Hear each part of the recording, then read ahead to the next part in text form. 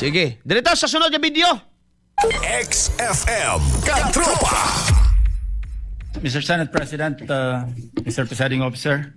Last na Your ni Gab, no? Honors. Last na kung video ni. Just so it will be clear to our fellow senator judges, as well as the panel of prosecutors, the defense team, and the public in general.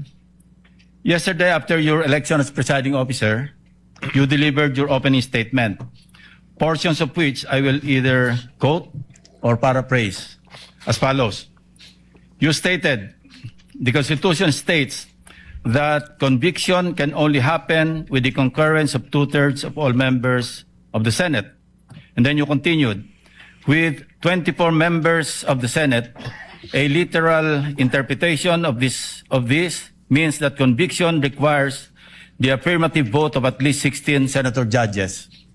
However, you also made it clear that, and I quote, those who disagree have the right to go about it through a legal challenge and sue the Supreme Court by virtue of its power of judicial review, render a different ruling on this question. The impeachment court shall faithfully abide by that ruling. Unquote. My point of inquiry, Mr. President, Mr. Presiding Officer, is this portion of your opening statement a matter of legal opinion on your part as presiding officer, or does it constitute a ruling by the impeachment court? If the response is, it is the latter, does this mean that this court, through the presiding officer, has raised the level of discourse to a justiciable issue or a dispute that the Supreme Court may have legal authority to settle and resolve? In case either one or both panels in front of us decide to exercise their right to challenge the said ruling, should they deem it as a grave abuse of discretion by this court? I submit, Your Honor. The response of the presiding officer is in the affirmative. In fact, the journal that we just approved contains a similar inquiry by Senator Judge Cayetano yesterday when he inquired if it was the position and ruling of the presiding officer, and the presiding officer answered in the affirmative. So to clarify, yes, I believe it may be considered already as a justiciable controversy, although it is not for us to dictate that but the courts, given that it is a ruling of the chair not objected to nor appealed by any member of this court, and therefore stands. Thank you for the clarification, Mr. Presiding Officer. Thank you, Senator Judge Lacson. Senator Judge Cayetano, what is your pleasure, sir? Sir President, Presiding Officer, may I just further clarify this statement? You may proceed, sir. Yes. I confirm that yesterday we heard the same thing, and when the transcripts come out, of course, then it will be available to everyone. Basically, yesterday I clarified whether that was the opinion of the elected presiding officer, and of course without any offense to my brother and friend Senator Escudero, we have a continuing objection. I asked him whether this was already a ruling of the court, because if it's the ruling of the court, then as a threshold issue, we will have no further questions. Section 22, Article 22 of our rule says that all orders, decisions may be acted upon without objection, or if objection is heard, the orders and decisions shall be voted on without debate by ayes and nays, which shall be entered in the record, subject, however, to operation of Rule 6, and Rule 6 speaks of whether the presiding officer will rule on relevance, admissibility, and giving any movement 2 minutes. So I may also correct that yesterday I was not allowed to, when I objected to Senator Lacson, I should have been given 10 minutes in accordance with Section 22. But I do admit that before that, in the point of order, Senate President Gatchalian was liberal in allowing us to explain. Anyway, everything has been explained yesterday as the constitutional issue of the presiding officer, and since you allowed us to submit in writing, we will do so. But just on this point of the threshold issue of 2/3 of all members, there is actually a pending case in the Supreme Court entitled Cayetano versus Aquino. That is myself and my seatmate, Senator Aquino. We Gab, talked, but gadupol, we're Gab. not talking about the case. So actually, you're Okay na, correct, okay na. Senator Lacson, that anyone Ha? can go Okay na? on this Nadup. issue itself. And Ilaha, I just ilaha. like to make sure today and further clarify that there's no objections that as of today, the stand of the impeachment court is that of all members means that as long as you're still a member, so meaning when are you not a member anymore? When you die, when you are removed by finality, and when you resign. No? Otherwise, you are still a member, so you are still counted. And it is in that spirit that we ask and we're preparing maybe a memoranda for all members to allow Senator Marcoleta and Senator Jinggoy, since they are going to have a vote. And if they are not allowed to vote, then that will be counted as a vote for acquittal. And that might be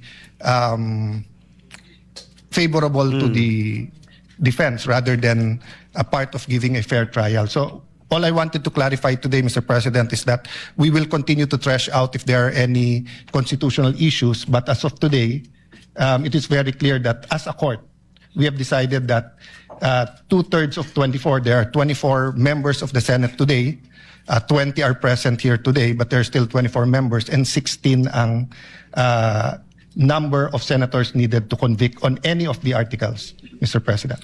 Mr. Presiding Officer, thank you. What is the pleasure of Senator Judge Pangilinan? 21. 21 na pala.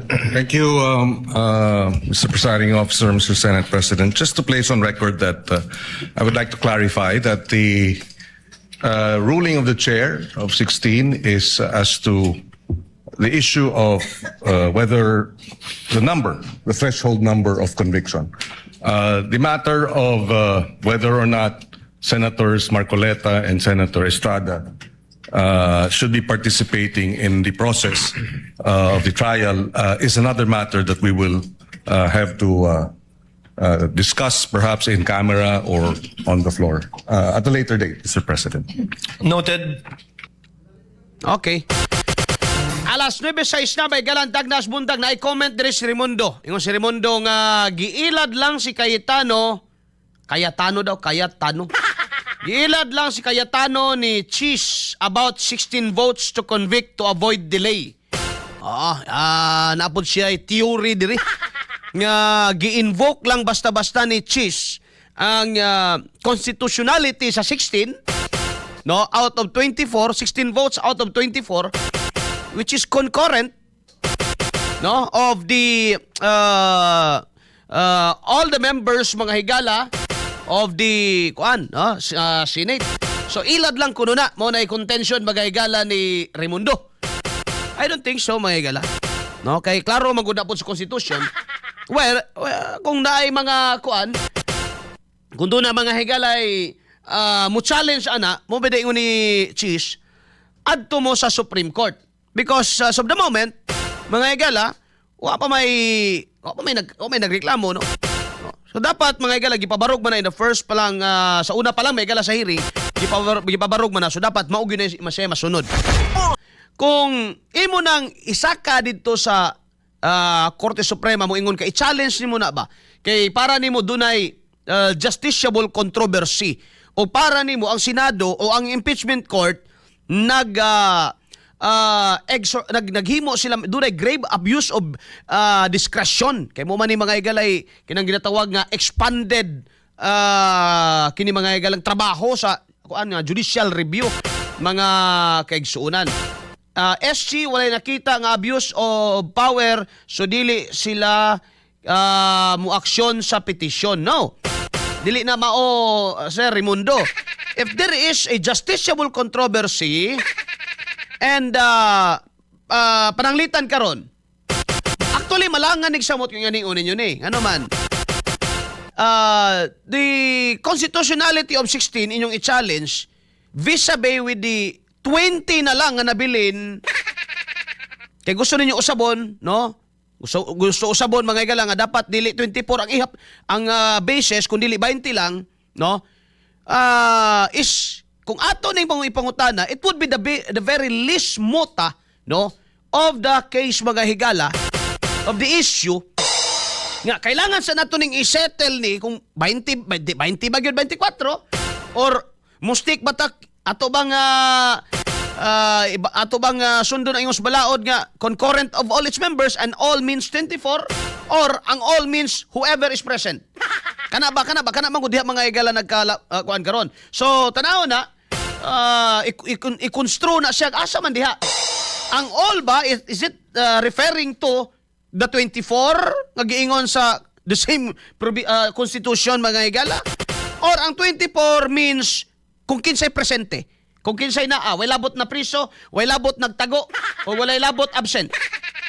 Whoever is present mga higala, but the constitution doesn't say that. Wala nag-express na mga higala nga ang all means whoever is present mga igsoon. Pero dool gyud kasi sinuod nga ang all pasabot mga higala sa Constitution, ang all is 24. Nga naman, iya man pong gidefine nga ang composition of the Senate is 24. Bullseye! Bullseye! Okay, nga ni. Impeachment is not judicial, it's dili lagi na mao. Paminaw ba? Minasa. Di, tinuod na, no? Muna, dili basta-basta mutabok diha ang Korte Suprema kung walay makita nga justiciable controversy. Meaning, kung wala na mo challenge ana, nagkauyo na sila that 16 is indeed the 2/3 of the 24, so wala na problema. Nya kiniingon man ko kaganina, Sir Raimundo, nga ilad lang ang 16. So what are you implying? Nga dapat adto tas 20, so dapat 13 lang. Ana ba? 12 ba kaha? Muna itong ginakuan karon. Now, ingani na siya, mga higala. Naatay separation of power ang gobyerno. Dili lamang basta-basta mudagan sa Supreme Court. Pero, pwede nga mo exercise ang Supreme Court o ginatawag niya nga judicial review. Pwede na siya mahitabo nga mo exercise ang Supreme Court o judicial review. Example, okay, tagata mo example, Francisco versus House of Representatives, unsa man ang kasuha? No, in Francisco versus House of Representatives, na-violate nila ang 1-year bar rule. No? Kaya gusto, kapila nila, the same with the case mga higala, dilayo na ka ito. Arita sa Sara Duterte versus House of Representatives. Kana, bago man gina na-decide niya kaso. Jurisprudence man na, bago 2025 man siguro na. Bago ra man gina na kuan. It was held as void ab initio. Nga naman, klaro man gud ang konstitusyon. Di ba? Klaro ang konstitusyon. Sa konstitusyon, kausa lang sa usa ka tuig pwedeng kasuhan. Inyong ginuha. So everything, mga higala, that runs contrary to the Constitution, well, shall be declared, mga higala, as unconstitutional. So, mo ito'y naitabo, mga higala, sa Sara Zimmerman Duterte versus House of Representatives na kaso. Kung layo na kayo itong Francisco, actually, the same man sila, mga higala. Nahibosa na nahitabo. No? And in fact, mga higala, sa Francisco, no, nga kaso, recount dito mga higala ang explanation ni Father Joaquin Bernas kanos magsugod ang impeachment mga higala. Ang kinang ginatawag nga pag-initiate. No? Giklaro gyud dito mga kaigsunan. So klaro na to. Mo to'y nahimong basihan sa pagdesisyon sa Duterte o Sara Duterte versus no kining kuan. So sa imong point Katropa Arnel. Wala nagpasabot nga kumo kay trabaho sa legislative ang impeachment either to initiate.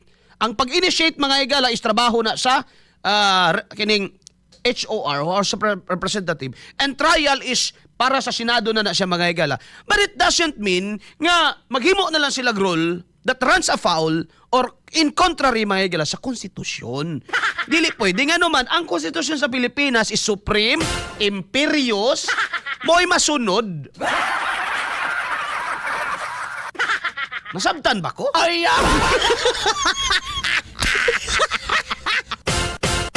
so, kung imo nang pwede, di pwede i-challenge ka Katropa Arnel ka nang, pwede gani, mo ingon si Escudero, if somebody will question this one, you run to the Supreme Court. Ganun man, ang Supreme Court, yes, naa siya'y power of judicial review o kung labi na magaygalang mga branches of government, no, na makita ba nga nagbanggaan ni sila and ang na justice actual controversy that is demandable and enforceable mga higala, no, ang Supreme Court, no, by its power mga higala mo patungan, but dili na siya mo to propyo, dapat na mo file, no, so kitsa mo file na dito. No? 2/3 refers to actual available numbers of the senators. I'm sorry, sir, but...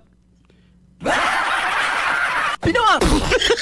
Ay, well, imuhapod na, sir. Pero I would subscribe to the wisdom of Davide and the other mga higala. That says, kung ingon ang konstitusyon nga, the Senate shall be composed of 24, therefore, the composition of Senate is 24 and the all nga term is 24. Not kung kinsay present.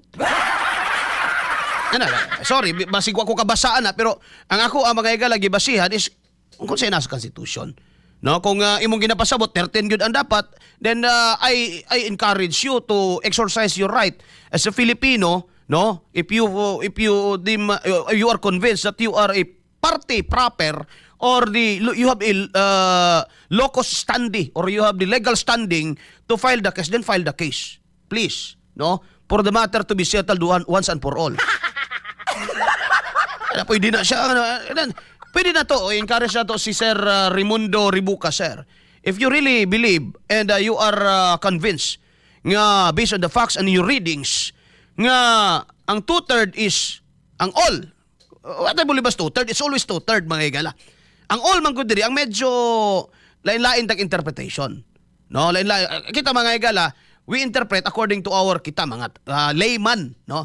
Di man ta abogado, but we can interpret mga higala, di lang ni siya binding atong interpretation kay di man ta huwis. But in a public space like this, mga higala, radyo man way abogado magbuot nako kung mali ko di mali. Pinuang. Ay. May manig korte, di man pud ni klase sa law school. Basta ako, mag-exercise ko extra diligence, may gala nga, di man buko buangon og utok, no? My neuro test would attest to that, may gala, di man sa ko hanggaw og utok. Maglisod lang kog in English usay, labi na mga igalas balaod. Pero di gyud, sigurado gyud ko di ko buang og utok. And my understanding mga higala is not out of this world, dili fugamundi ba, no, dili fugamundi, very grounded sa reality mga higala ako muna akong tirada, no, yan mga kaigsunan natay nag-differ ang atong mga panabot. Now walay makasettle, it could not be settled mga higala diri dili siya pwede ma-settle kas kanginan. It could only be settled mga higala when somebody, no, pwede ba ang taxpayer? Yes. Pwede ka as a concerned citizen, tagaan-ta na lang kagwa. Pwede ka maingon nga, basig mo ingon ang naman ko yung mga requisites, no, yung mga requisites of judicial review ba. Kung mo file kag judicial review, na yung mga requisitos. Na yung mga requisitos para maka-file kag judicial review mga kaigsuunan. No, kanang isang trabaho, tagata mo example, katong gihimo sa Korte Suprema, kalabot na sa impeachment ni BP Sara katong una, it was a example mga higala sa iyang judicial review. O kadtong mga higalang sa kang Francisco versus House of Representatives. Now, wala ba i-file ato na i-file ato? So, ang isang requisitos, dapat may mag-file. No? Because the judicial review mga higala, although na ani mga higala gahom ni siya and extended ni whether kasauna man god it's only to identify whether is it justiciable or not mga higala. Karon man god mga kaigsunan is na extended na siya whether, no, di ang kanang opisina sa gobyerno do na ba siya grave abuse of discretion, no, amounting to lack or excess of jurisdiction. Tama ba to? I'm not sure. Paki-search na lang, Sir Raimundo Ribucas. No? Grave abuse of discretion amounting to lack or excess in jurisdiction. Tama siguro na, no? Basta, mauna na siya. No? Mauna, expanded. Pero may mag-file, mga higala. So, the Supreme Court, no, being mga higala, one of the branches of the government, which is the judiciary branch, mga higala, dili basta-basta manghilabot anang mga trabaho anang ni executive, ni legislative, karon legislative na itong gisgutan. Nga naman, naamantay prinsipyo sa separation of power. Di ba? Nga, ikaw presidente, di ka pwedeng manghilabot sa trabaho ni judiciary. Nga, mao bitaw to mga higala nga na-declare as unconstitutional kadtong dumdum mo sa una. Nakatake ko dumdum mo sa una mga higala mo take ka og mo gusto ka mag-abogado, mo take kag pilsat. No, mo take kag pilsat nya ang leb no under the office of the president. Mga higala. And kini man gong admission to the bar o kinsa bagay higala gusto maabogado ang magbuot diha. Ang naigahom diha mga higala, it is the Supreme Court mga kaigsuonan. Siya magtakda mga igsoon. So, kumbaga, naakaroy paglapas mga higala sa separation of power. Muna isa muna trabaho na sa Supreme Court mga higala nga magpulis no mga kaigsuonan. So aron nga maprotektahan na dili ba kuan ka ng medyo dili man sa ingon nga lisod but dunay mga checklist mga higala si Supreme Court nga kailangan sundon no mga igsoon. Pananglitan, himo na to pananglitan. The same issue diri sa Senado. Bag-o lang mga katropa no, bag-o lang gab kato ganing high school teacher gani nga si Tayan nga nagpasaka og petition nga kalabot na sa katong eleksyon sa Senado. Di bagi kuan siya sa Supreme Court, gitadyakan siya sa Supreme ano man no, lack of legal standing or locus standi mga higala, meaning dili ka party proper. What does it do you? Affected ba ka nga nag-usab sila og affected, I mean kuan ba ka nang are you the aggrieved party unsay kuan na sa imo, unsay direct effect sa imo no, unsay direct effect sa imo ipangutana na sa Supreme Court.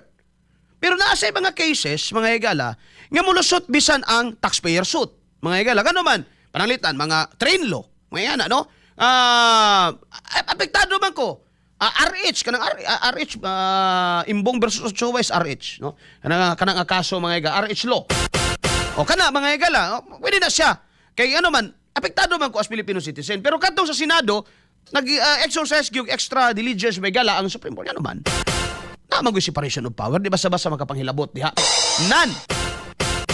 Yung karon impeachment man gud naara man gud na sa legislative, yes, but kung naa sila gihimo mga higala nga directly nagsupak sa constitution, di pud pwedeng na magpakahilom diha. Di pud pwede mga higala nga dili masunod ang konstitusyon. Kung contrary siya sa giingon sa constitution, di unconstitutional. Ano ra siya kasimple karon mga higala. Now I don't I don't agree mga higala with the idea of atong listener diri nga si Raimundo Ribucas nga kinsa ang present. Maybe I have not read so much but based on sa akong nabasa mga higala so far 24 ra man gud ang senador. Wa man pud moingon niya kung kinsa presente. Di ba? Yan anay mga justices nga nag-ingon nga masunod ang all means 24. Unless may gala nabawasan na. Meaning di na sila senador. For example, Marcoleta nasa prisuhan, nagpasabot ba nga di na siya senador? Not yet. Yan naman. Konbiktado na ba siya? Wapod, no? Na pa siya kaso karon mga higala, wala dan bailable lang gyud mga kaigsuunan. Bullseye! Bullseye! Pero na-declare ba as vacant ang lingkuranan?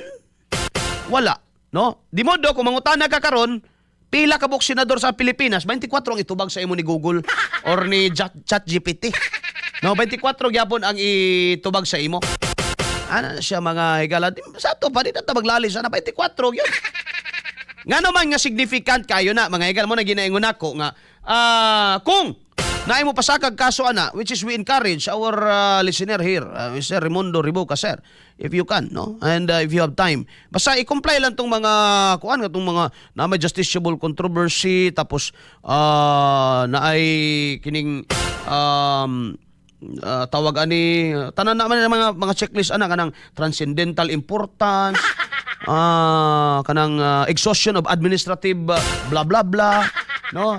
Naaman na siya, sir. Ato lang na ikuan niya. Kuan ba ka kanang tawag na kanang naaba kay legal standing, naka-legal standing, sir, no? Pilipino ka. Pwede nimo na ako pwede nimo na pangutan-on dito. Pwede na siya. Para kay kung makita yung Supreme Court nga tama di mag-decide sa tani kung ang present ba nga 24 o ang present nga 20.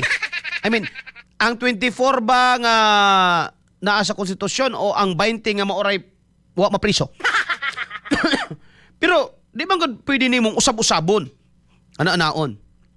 Yan sa ako lang may gala, ha. Dili ni base sa ako lang. Pag imo man kung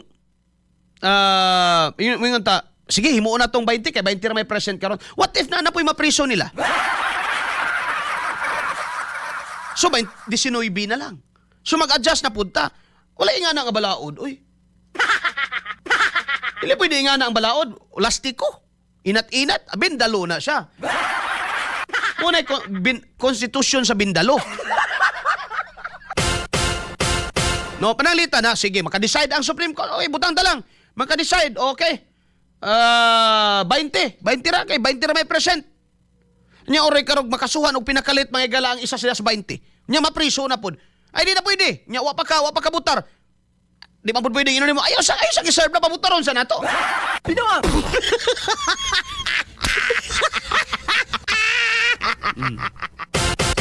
So, mapriso na pod. So, naanapod ka rin pangutana. Unsa ba itong sundon, ani? 20 o 19? Kay 19 naman na nabili na priso mang usa. Ay, mauna, nga dili pwedeng ibase lang sa present. Kay base nun na mo absent. No? Nya, dili na mo giingon pod sa balaod. Ang giingon sa balaod, 2/3 of all its members. All its members. Ang absent ba, dili membro? Ang estudyante bang absent, di na estudyante? Estudyante gyapon, absent lang. No? Estudyante gyapon, absent lang siya. Kung drop out siya, di na siya estudyante. Out of school youth na siya, may dala. OSY siya, OSY. No? Ana siya. Kayo gato sundo, minta nga. Sige, 20 na lang, kay 20 na may labilin. Ano, sunod adlaw makasuhan si bilyar, makasuhan si kasabay kasuhan na bunggo. So minus 2 na pod. Uy, di na 20. 18 na lang. So mag-usap na pong 2/3 ani. Magsalimuang ang proseso. Mao na siya Raimundo. So dili ko mo dili ko mo agree anang ingon nimo nga giilad lang sila ni Escudero sa sugod para walay delay. Musamot og ka-delay actually mga igala kung ilan ang buhaton. Kay mausab naman pod. Ilan ang buhaton nga sige ato sa nga i-plastaro ni. Kung kuan ba ni 19 20 ba ni? O niya kung ingon nga, uy, naana ang warrant of arrest ni Bungo. Gikan sa ICC, mutago na sa si Bungo. So pila na lang karon bilin? 19. Uy, naanay warrant of na po'y warrant si Bilyar. Minus 1 na po, 18 na lang. Mausab na po ng balaod. Dili na balaod og sige ginat-inat bindalo na kang Erwin ra na. Unya, nanganti ba si Erwin nga tanggala ko ninyo kung naa ko diha sa listahan ni Cabral, tanggala ko ninyo na naagyo ko sa listahan kadawat jud kog malita yung basi mo resign daw siya. Ingon si Erwin, mo resign daw siya may gala. Kung naa daw siya sa listahan, what if nasa sa listahan yung dayunon ang pag-resign?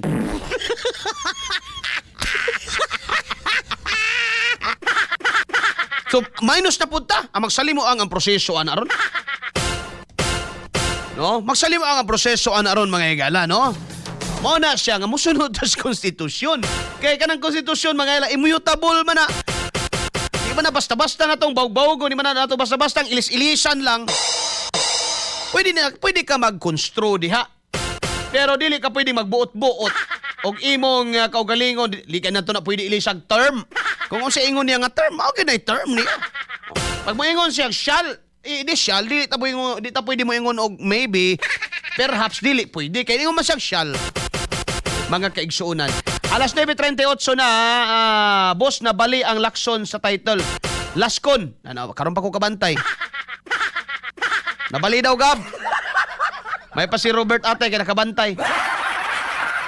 Wala na dyan ko kabantay. But for me, about the threshold, the issue is too early to talk about. Dili na siya too early to talk about. It should be laid down from the very start. Yan naman. Importante na eh. O mo kabalugin sa pila mo butar di ay. No, it is basic mga higala. Kisa pila kabuok. Naman ko na. Nga naman, importante na siya mga higala. In the first place, di man nakin siguro kailangan lalisan na ama na sa Constitution. Kaya lang, ang uban mga higala mo ingon man good. No? Ingon si Raimundo, too early daw. Too early to talk about that. Dili siya too early, oy. It is a sine qua non in an impeachment, mga higala. Kailangan because you know, political man good gyapon ng impeachment. But then again, kung naay procedure diha nga di wa nagkadimao and it ran against or contrary sa Constitution, mo nang ang Korte Suprema mo appeal, no, mga higala, wala na gumikan kay nang hilabot siya sa kuan, no? Nang hilabot siya mga higala sa unsa ni trabaho sa uban kundi iyang gi-exercise ang iyang judicial power, mga kaigsunan. That's why 2/3 of all its member is flexible. Lain sa ning unsay pasabot ni mo Raimundo? 2/3 kuno of all its member is flexible. Dili siya flexible. Musamot nagkagubot anang flexible. Sige na kamo daw, basig mali ako interpretation, dahil pwede magyapon. Mao daw ng flexible daw.